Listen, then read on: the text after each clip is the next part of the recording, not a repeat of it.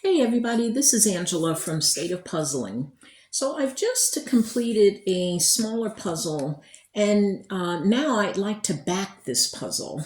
I had done my pickup test on it. The interlocking is, I would say, a medium interlocking. It's not tight, it's not loose, it's kind of somewhere in the middle. But in order to prepare this puzzle for framing, I need to place an adhesive backing on the puzzle.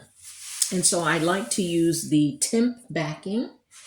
And I have two products here that I'd like to tell you about. This first one, and these are really like shelf liners, if you want to look at them that way. They can be used in a variety of settings. This first one is the Duck brand.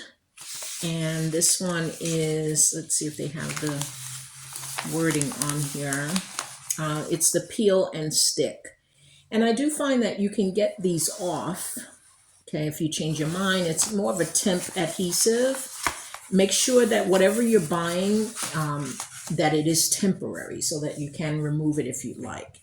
And then I have a second product here, which I really like, and I'll put the, I saw this on Amazon. It's kind of like a, works the same way as the Duck brand product. This is a brand new roll, and I will put the link in the video description. What I like about this one is that it does give you, it comes in different patterns, and I think that the pattern is pretty nice, this kind of wood grain, and I've been using this for a couple of years now.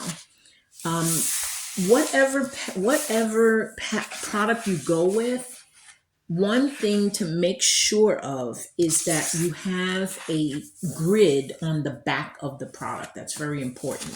So you can see the Duck brand also has a grid, and that allows you to really cut more accurately for the size of the puzzle. So just make sure that you have to get one that has the grid on the back.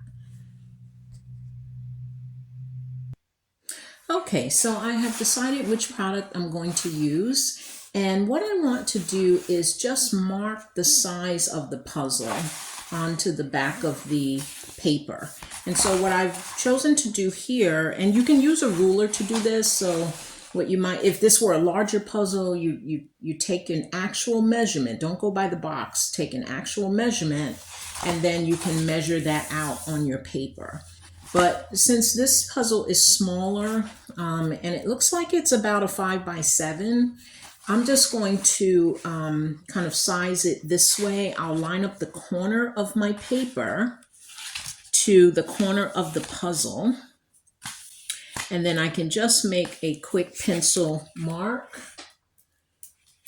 Let's do that.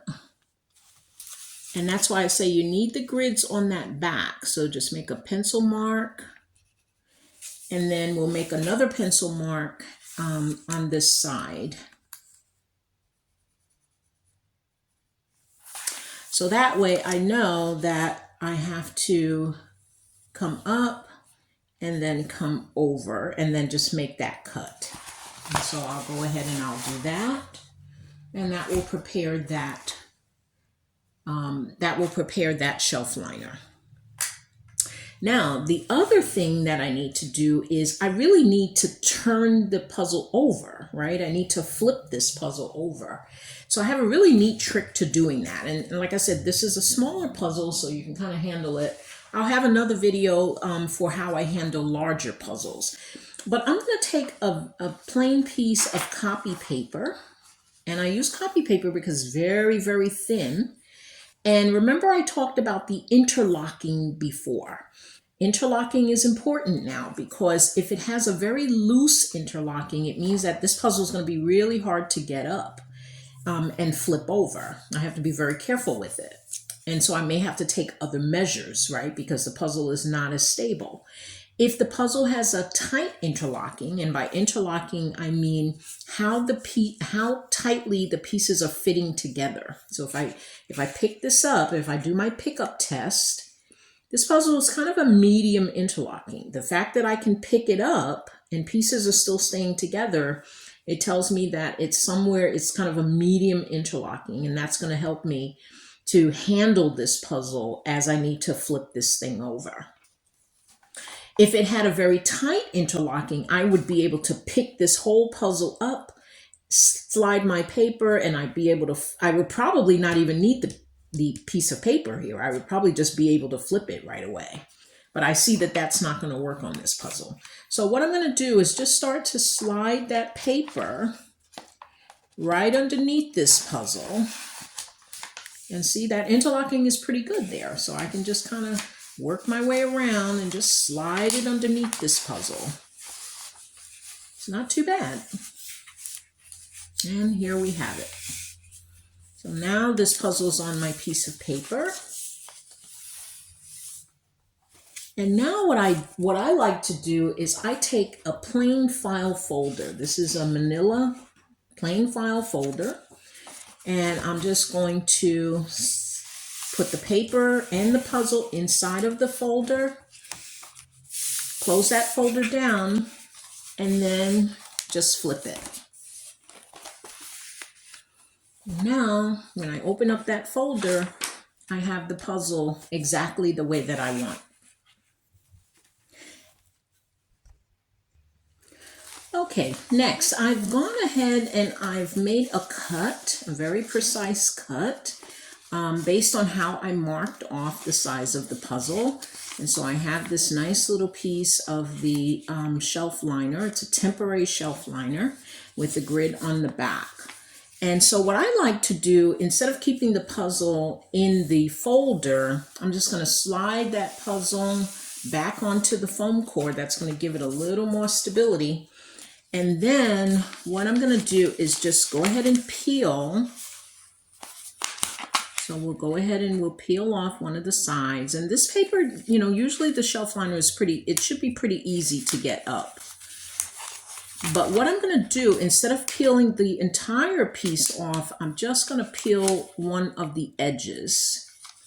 And then what I do is just position it down onto the puzzle. And we'll position it down on the edge of the puzzle. And at this point, you can now just pull on the paper edge, and you can see what I'm doing here. As I'm pulling, I'm just,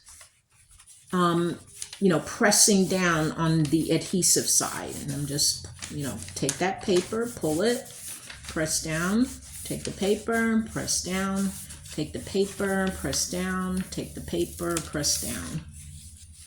Now it's okay that it has not, you'll see here that some of that shelf liner has not come to the very edge of the puzzle. I actually don't like it at the very edge of the puzzle. What I want to make sure is that the majority of the edge piece is covered. And so it's okay if you leave a little bit of a little bit of a margin there, because if you ever go to take this up again, you'll use your box cutter and then you'll have some room to work with and not damage the front side of the puzzle. And so this looks like it's really good, clean. And what I'm going to do is just kind of flatten it out a little bit. And now you can just kind of pick this up. Now I have a little bit of an edge here. So what I would do is just go in with your rotary cutter and just be very, very careful. And let me go ahead and do that. That's okay. I'm just going to make a little bit of a cut just to trim that off. And sometimes that happens when you're putting it on. It doesn't go on exactly straight. And I think just because I'm on camera and I'm kind of trying to work the camera, I don't have my my video taker today. But you can just kind of, I'm using an easy ruler. It's called Easy Rule. And this is a really nice tool to have in your puzzle studio. And just kind of line that up against the edge of the puzzle. Take your rotary and then just trim off that side. Nice and easy. And then there's you can see the trim. The trim is right there. And then that's it. And now you have a puzzle that's ready to frame. I would then back this with my foam core. You can use the same foam core that you did the puzzle on. And again, what you would do is you cut that foam core to size, cut it down to size, and then you can get this ready for framing. And this actually, because it's a smaller puzzle, I would frame this with a mat. Have maybe a nice 1.5 inch or 2 inch mat around, and then a nice frame around that. And so this is, really, really good. It now passes my pickup test, right? Because it has the adhesive on the back. And so this is really, really cute. Very, very cute. This is Angela from State of Puzzling. Happy puzzling, folks. Goodbye for now.